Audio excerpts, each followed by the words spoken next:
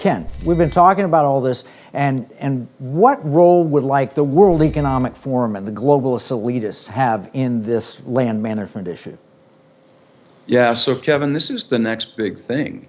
The reason we have decarbonization, the reason that we have ESG, it's all pushing toward this latest big financialization of nature, the commoditization of nature. So there's an order, Biden's first executive order, 14008, lock up the land, decarbonize, then track the social cost of greenhouse gas.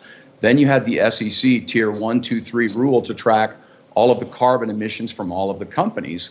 Well, then now with this Bureau of Land Management, BLM rule, they now have the ability to lease nature for non-use for conservation to sell the carbon credits back.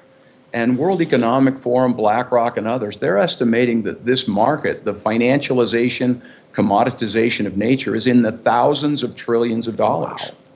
The next big financial takeover that we'll end up having to buy nature credits back. Yeah, that's like selling indulgences from the church so that you can continue to sin.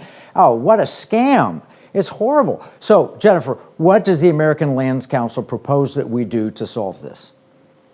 Well, the primary path forward is to compel the federal government to relinquish control of these lands. It's not constitutional for the federal government to retain all these lands inside of the states forever and ever. The American Lands Council is working on two major pathways forward. One is a litigation path, and the state of Utah has really been leading out on this, and that is to bring the case to the U.S. Supreme Court and answer the question, can the federal government really control all these lands inside the states forever and ever and ever? We believe all of the evidence says no, they can't. The American Lands Council is working on a piece of companion legislation that would give Congress a clear, simple, win-win path to be able to start transferring land to the states. It would allow the states to acquire land as they're ready and willing to take on new areas responsibly, so the states can acquire these areas at their own pace.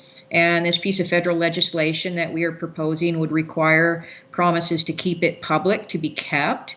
It would require the debates about what the land will be used for and how it will be managed to happen in the state houses under open legislative processes. And then the states would be required to manage and administer the land for the purposes in which they acquire it. And it would also importantly strengthen local voices and give local governments a meaningful seat at the table with their state in determining best management practices and plans for how the natural resources and the public lands inside that county should be managed and which areas should be prioritized for conservation, watershed protection, recreation, industrial uses such as logging or grazing, those types of things. It really strengthens the local voice in land management and puts the decisions closer to home where they actually belong, where people can make better decisions. And if they're not making good decisions, those people are going to feel it and they're going to adjust. Right now, we have nothing but a one-size-fits-all federal bureaucracy controlling from Washington, D.C., these millions of acres in the West. They're doing a terrible job. It's leading to all kinds of environmental destruction, economic problems, as well as social strife. So I hear three-pronged approach. You're going to go to Congress, which are the people's representatives. You're going to go to the courts, the Supreme Court in particular, and then you're going to go to the people, which I love. And you're working with the states to do it because any power not specifically given to the federal government is reserved for the states or the people.